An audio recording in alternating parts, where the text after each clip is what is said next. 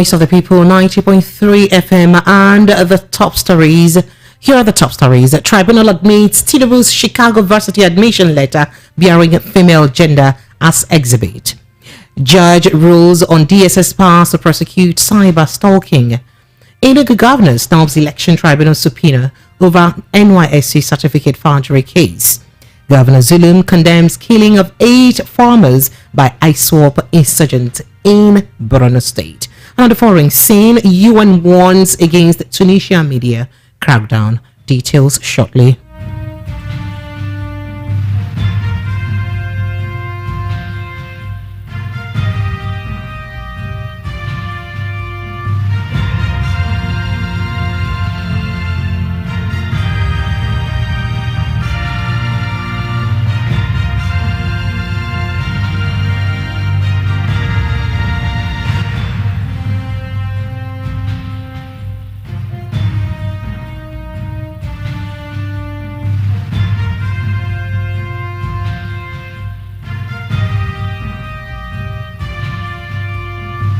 It's good to know you're still there. Now the details of the news. My name is Precious Inyi. Tribunal admits Tinubu's Chicago Varsity admission letter. The World News at 6 begins with that story today.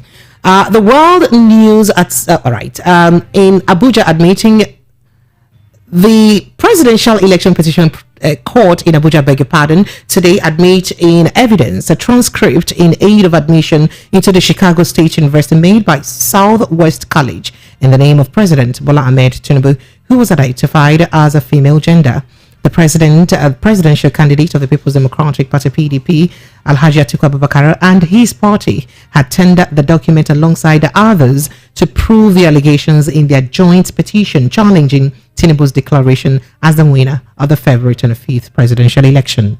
Other documents tendered and in evidence by the petitioners and admitted as exhibits by the court included a certified true copy of a certificate supposedly issued to Tinubu by Chicago State University, a certificate of service by the National Youth Service Corps (NYSC) issued in the name of Tinubu Bola Adekunle, party membership card and certificate of service from Mobil Oil Nigeria PLC.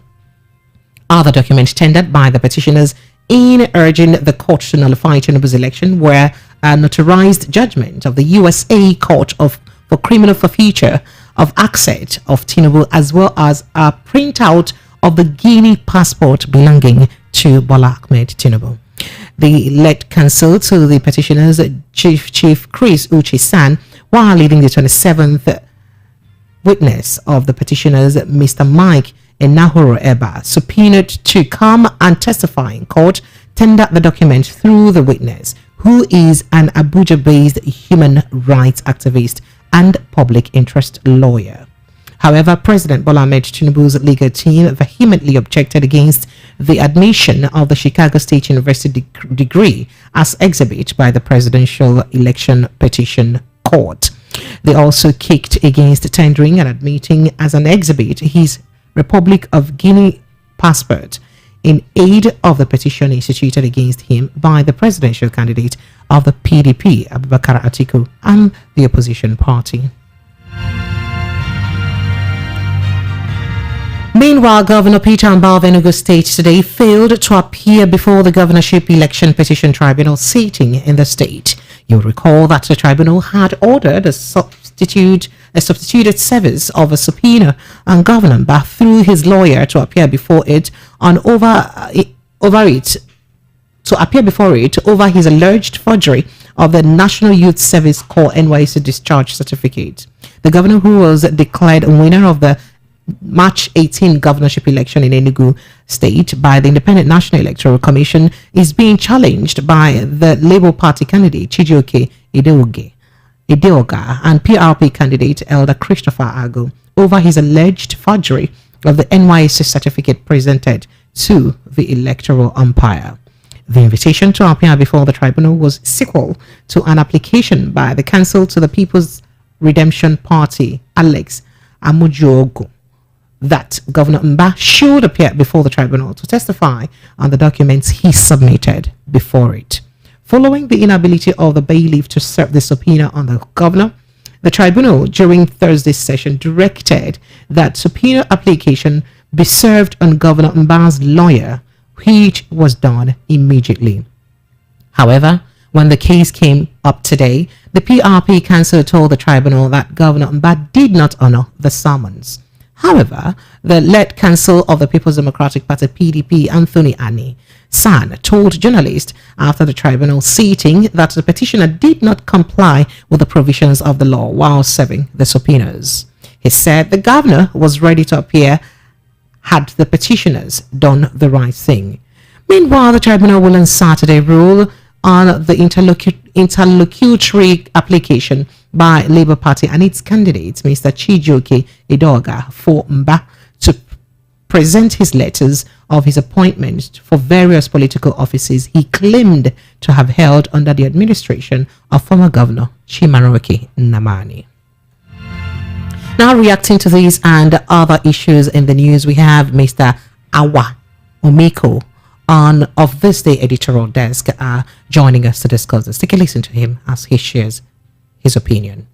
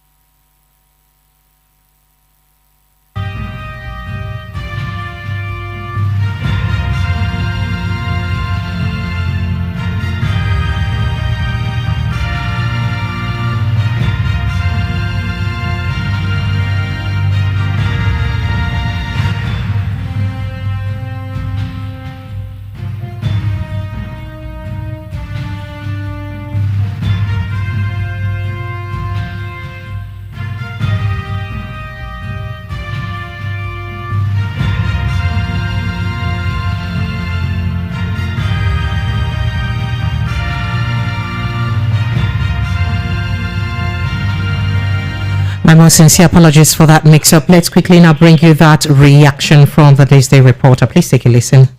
The certificate for NYSC for Tinubu was issued in the name of Tinubu Bola Adekunle, and that's not the name we know the president by. Also, the Chicago State University certificate was issued to the gender of a female. You know, now this was brought forward by the PDP youth who was subpoenaed to come and testify at the election tribunal today. Really, after everything that's going on at the tribunal, and the tribunal does find that maybe this certificate does not belong to him, or all of these discrepancies in the different certificates, what are we really to expect from the tribunal if they really find out this certificate either belong to him or maybe it's okay for forgery? I would like for you to weigh in on this situation. That's actually, and it's not proper. And that's a very big blow on in Nigeria and at the people. You see, as it becomes a criminal case, and the criminality of it is that he has to just lose all he has, because already he has lied before the law and through the law, and by our constitution, he's not allowed to remain there, because going by what he has presented, he has automatically lied, and that is fortification of results. And if you can recall the issue of Buhari Gate, sometime the Speaker of House of Rep, it was similar thing that sent him packing. And if you can remember the case of Aaron and Evans, it was still the same thing that actually sent him packing. So based on these findings, it shows Mr. Tinubu's time as the president is due. Because there's no way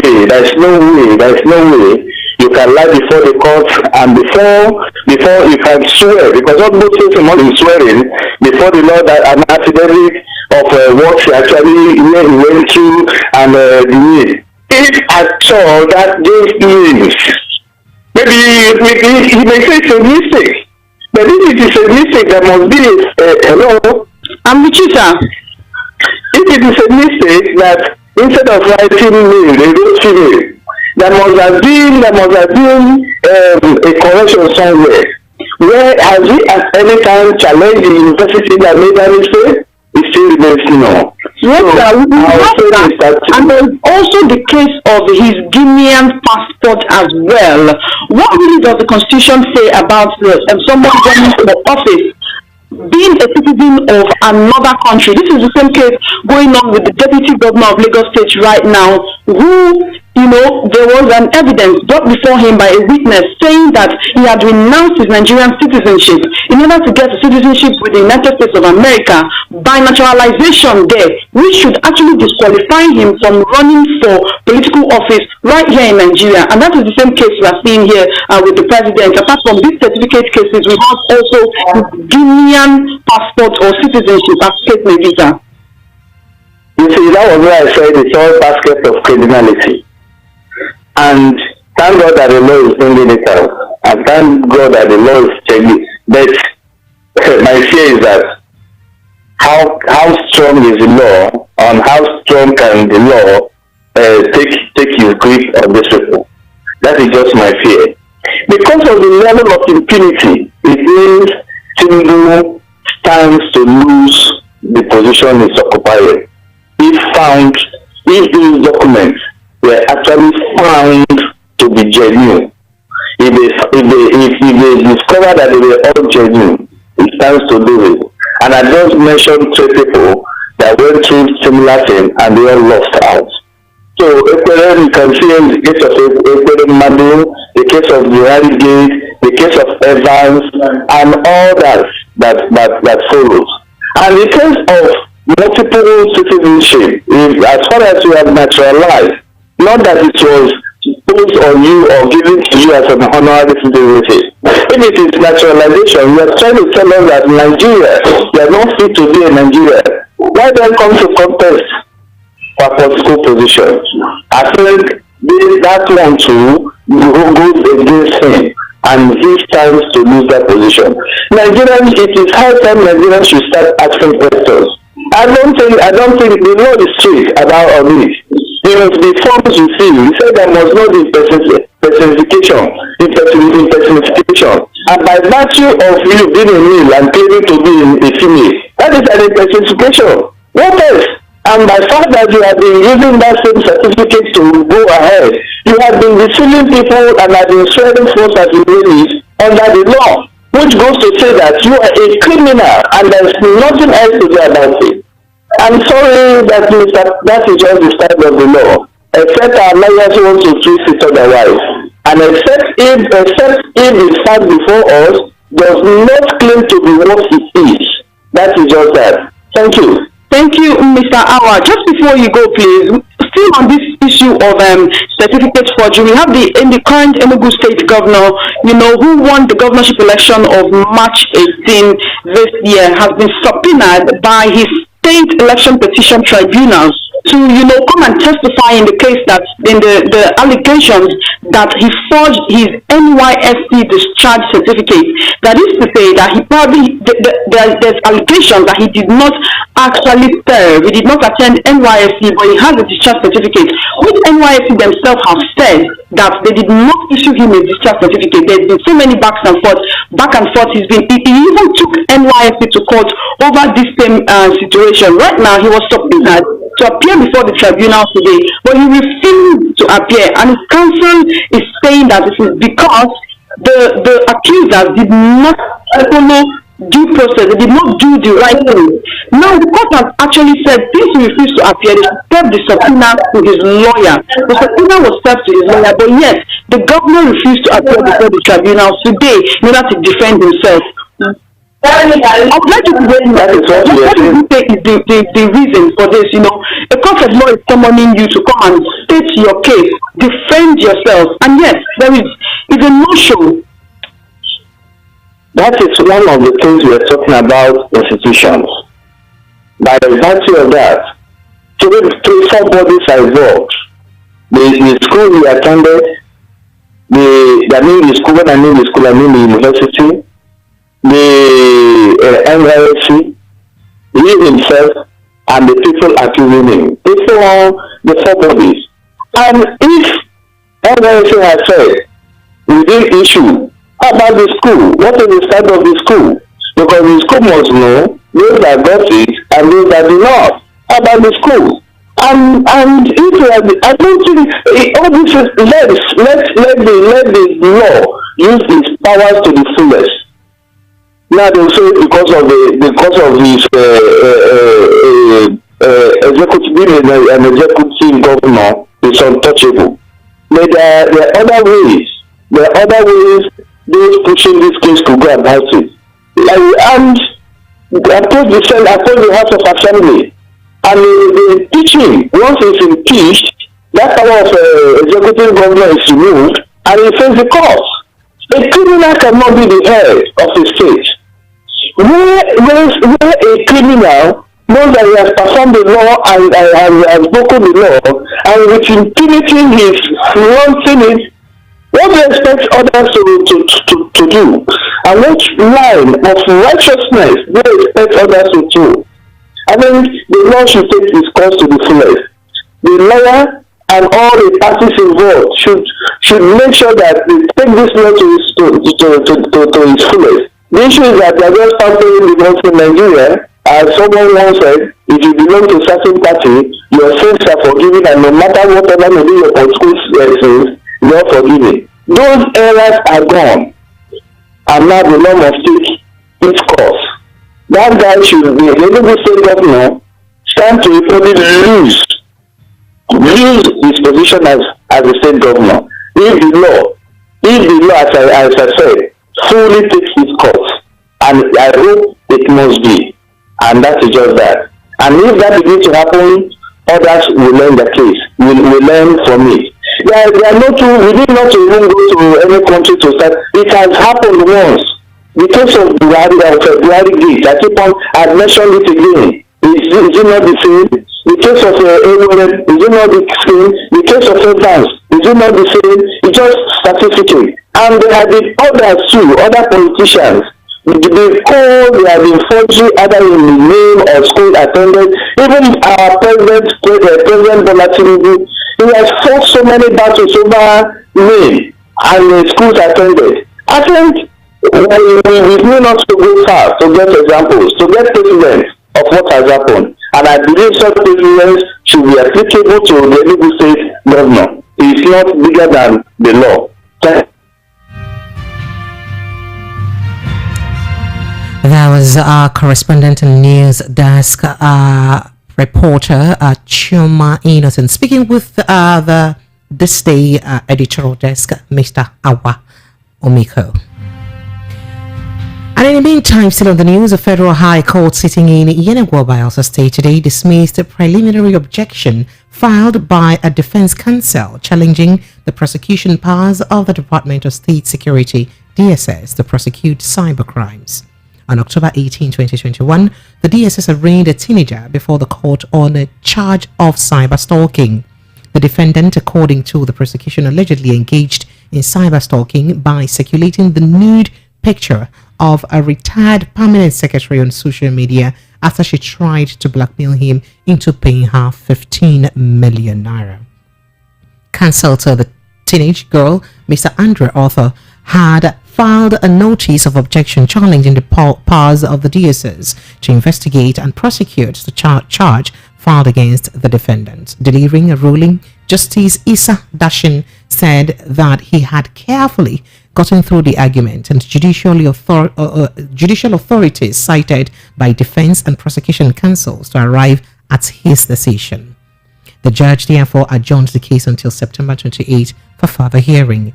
The news agency of Nigeria now reports that the retired permanent secretary, now deceased, who is a witness for the DSS following a petition he submitted in his testimony, told the court that the teenager had made a nude video of him when they had rummed at a hotel in Enugu in August 2021. The retired permanent secretary died in November 2022. In another development, the acting Inspector General of Police Olukayode Egbetokun has declared that the Nigeria Police Force will not go into partnership with any outlawed group but will only engage them. He made this known today during his meeting conference with members of the police management team at the Goodluck Jonathan Peacekeeping Hall, Force Headquarters, Abuja.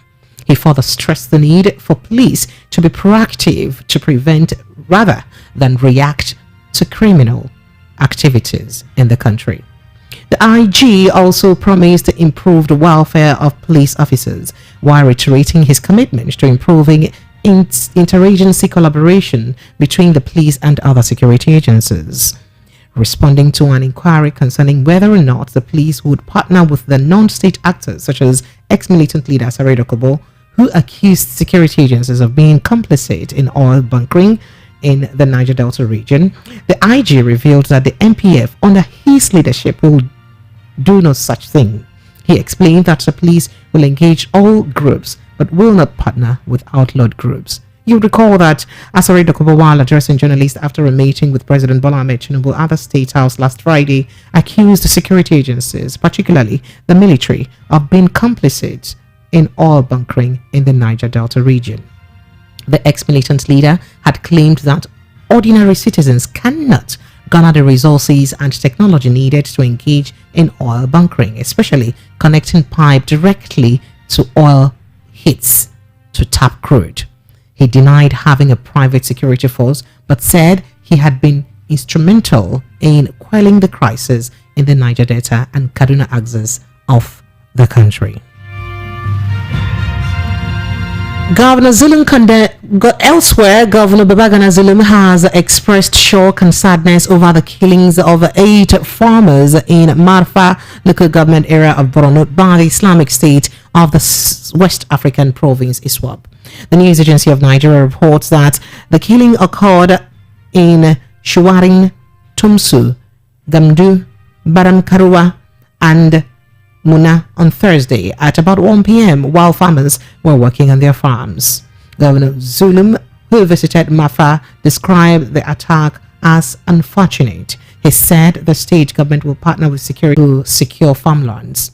He also said the government will inaugurate the Agro Rangers team comprising the Nigerian Security and Civil Defense Corps, the Army, the Civilian Joint Task Force, and hunters to protect farmers.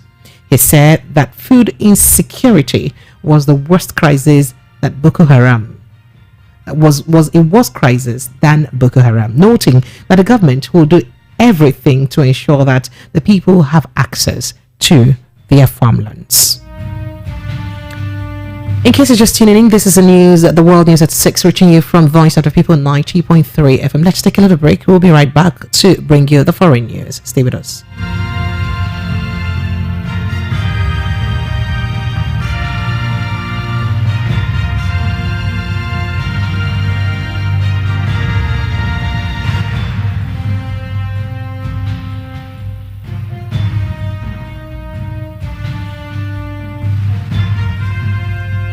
It's good to know you're still there. Now, the foreign news. The UN has urged Tunisian authorities to end a crackdown on the media and free speech. It comes a few days after a prominent Tunisian journalist was arrested on charges of insulting President Kais Saied. A judge ordered the detention of Ziad El Heni ahead of a trial in which he could be sentenced to 5 years in prison. In a statement, UN High Commissioner for Human Rights Volker Turk described the situation as troubling. President Saied has previously defended his administration by saying he wants to save the North African nation from chaos. However, critics have accused him of staging a coup after he suspended the National Assembly in 2021, passed a new constitution, and moved to rule by decree. And that's it on the world news at 6. Thank you so much for joining us. Remember, before we end, a wrap up of the major items in the bulletin. You did hear that Tribunal admits Tinubu's Chicago varsity admission letter bearing female gender as exhibit. You also did hear Judge rules on DSS powers to prosecute cyber stalking. In Enugu State, you did hear that Governor of Enugu snubs Election Tribunal subpoena over NYSC certificate forgery case. And up north, Governor Zulum condemns killing of 8 farmers by ISWAP insurgents in Borno State. From the foreign scene, we told you that UN warns against Tunisian media crackdown. And that's it on the world news at 6. My name is Precious Inye. The news was compiled and edited by Chioma Innocent. Please follow the station on all our social media handles at VOP 903 FM. Good evening and thank you so much for listening. For coverage of your news event and live event and brand new mention on our bulletins, kindly send us email at news@voiceofthepeople.ng. That is news@voiceofthepeople.ng. Do have an amazing evening.